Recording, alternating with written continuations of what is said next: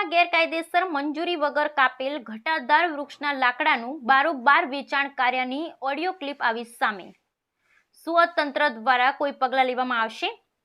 જેતપુરમાં તીનબત્તી ચોકમાં આવેલ એક દુકાનદારે પોતાની દુકાન સામે ઘટાદાર લીમડાનું વૃક્ષ કપાવી નાખતા દુકાનદાર સામે લોકોમાં નારાજગી જોવા મળી હતી.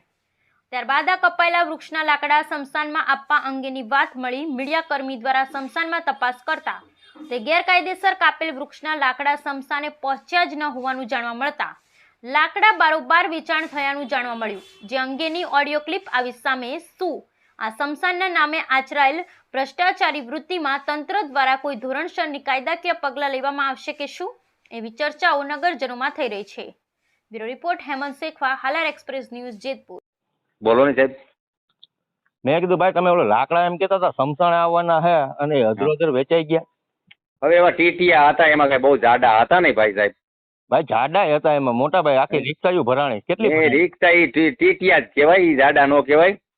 એમની તમે એમ કહેતા હતા કે બે સમસાણમાં જવાના છે, સેવાનું કામ. ભાઈ મજૂરની મજૂરી નો દીધી હોય એટલે એને કીધું ભરી લ્યો તમે. મજૂરની મજૂરી નથી દીધી એટલે દઈ દીધા એને. ભાઈ કાંઈ શું કાંઈ 200-500 રૂપિયાના થોડા લાકડા હતા મારા પ્રભુ. ભલે ને 2000-1500 ના 5 જણા મજૂર હતા ને સાહેબ. 5 તો 5 મજૂર હોય, વિચાર કરો તો એ લાકડું કેટલું હોય છે? 2500 રૂપિયા મજૂરી થાય એની, બરોબર? એમ નહીં. હા, તમે તો પાછું ઊંચી વાતો કરતા હતા. હવે મારા 2 વર્ષ રહ્યા છે નોકરીના, હું શાંતિથી નિરાતે નોકરી કરી લો. તમે એમાં શું થઈ ગયું? પણ એમાં ટીટીયામાં હાલે થોડા ક્યાંય ન્યાય એવા બા ટીટિયા હોય કે ગમે એ હોય, ત્યાંથી જે આપણે તીનબત્તી થી લાકડું કાપ્યું એ કાપીને તમે અમને શું કહેતા હતા કે અમે સમસાણમાં રાખવાના. હા બરોબર છે, પણ એને મજૂરીમાં દઈ દીધે. આપણે એને કઈ આપણે લીધું નથી, દીધું નથી, બરોબર? તમે શું કીધું કે આ પત્ર કોઈ નડતા નહીં ભાઈ, આ સેવાનું કામ છે ને સમસાણમાં લાકડા મૂકવાના. એ ગમે જોતા હોય તો હજી આપણે દઈ દઈએ. અને તમતારે એમાં શું થઈ ગયું? ત્યાં દઈ દીધા એને, ત્યાં કહી દેવું પાછા નાખી દે. હાલ નાખવાના સમસાણે હતા તો અમે એ હિસાબથી અમે તમને કાંઈ કીધું નથી. બીજો પ્રશ્ન કાંઈક તમારે હમો કર્યો નથી, કેમ કે તમે સમસાણમાં નોકરી કરો છો ગિરીશભાઈ. બરોબર છે, એ બધું મારી પાસે છે. પણ એવું શું છે ભાઈ, હવે કોક દી મજૂર ને હાંચવા પડે, આપણું કામ કરતા હોય ને ભાઈ. ઈ તો મજૂર ને હાચવવાની કઈ રીતે તમે હાચવવાની વાત કરો? પણ એને દઈ દીધું, એને આપી દીધા, બરોબર?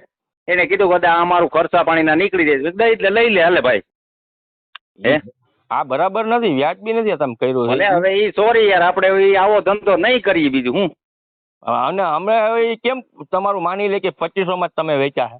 ના એને મજૂર ને જ તમે પૂછી લેજો તમ તારે ભાઈ. મજૂર હવે તમારા જ હોય ને, થોડા સાચું બોલો ભાઈ. જો આપણું કામ કરતા હોય ને કાયમ ભાઈ, હે તો અટાણે અહીંયા 60-50-60 રૂપિયા ભાવ હોય, બરોબર?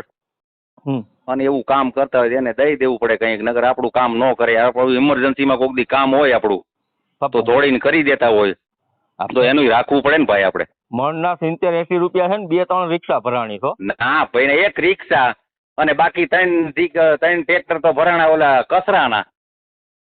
અને એવી ક્યાં મોટી જાડી ડાળીઓ પાડી? આપણે ખાલી ઉપરથી સાઈડમાં ફોરી જ છે ને ભાઈ. હિંમતભાઈ જાડી ડાળખી હતી, વિડિયો મારી પાસે. એમાં કાલ રૂબરૂ આપણે મળીએ હવારે ભાઈ. હા ભાઈ, એમને બરોબર. તમે યાર અધિકારી થઈને આ સમસાણમાં તમે દેખરેખ કરો છો. તમે દેખરેખ બરોબર છે. કોક દી તું હોય કે તું ઈ ઠેકાણે હોય, બરોબર ભાઈ?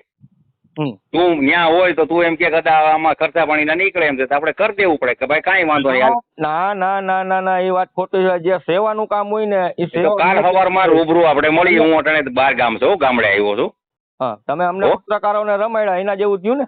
ના કોઈ પત્રકારને રમાડ્યા નથી. પત્રકારે તો ઓલો કાપ્યું એની માથે દંડ કરી દીધો બિચારા પાસે. હું અનલીગલી આપણે મંજૂરી વગર હું કામ લાકડું કાપ્યું ભાઈ? ભાઈ સવારે હિતેશભાઈ રાઠોડ નો ફોન હતો મને કાલે.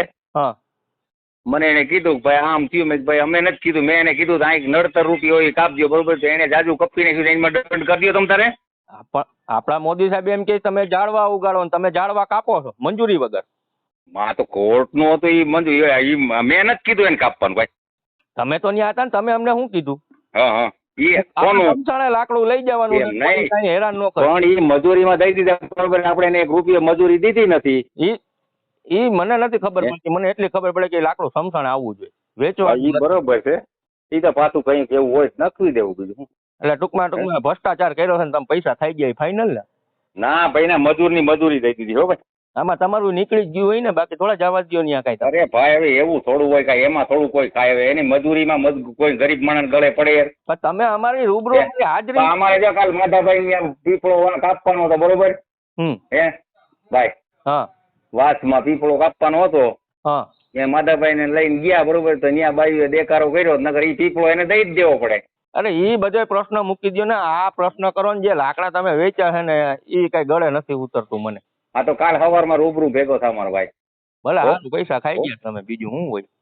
કાંઈ માં એવું કાંઈ ન હોય ભાઈ, એવું કાંઈ થોડું કોઈ ખાય હવે. કાંઈ વાંધો નહીં, તમે તમારા સરકારી મિલકત વેચવા જ માંડો, જેટલી હાથ ના ભાઈ ના, કાંઈ ન હોય એવું. વેચી જ નાખજો ભાઈ. હા હા હો ના ભાઈ ને એવું ન હોય. ના ના, વેચીને તમે તમારે પૂરું પાડો ને, તમારું પૂરું નહીં પડતું હોય પગારમાં. દેવું ન હોય યાર, તમે કોક તો સમજો યાર, એટલી તો વાત નાની એવી વાત.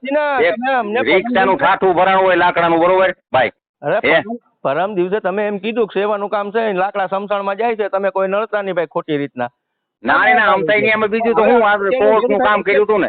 હું અહીંયા પાકું કરવા આવ્યો તો સમસાણે લાકડા છે કે નથી, નહોતા લાકડા કે જોવા ન મળ્યા, મને વાતે મળી રિક્ષા આખી વેચાઈ ગઈ છે. એટલે તમને મેં ફોન કર્યો. સવારે રૂબરૂ મળી લેવો આપણો. ભલે ભલે.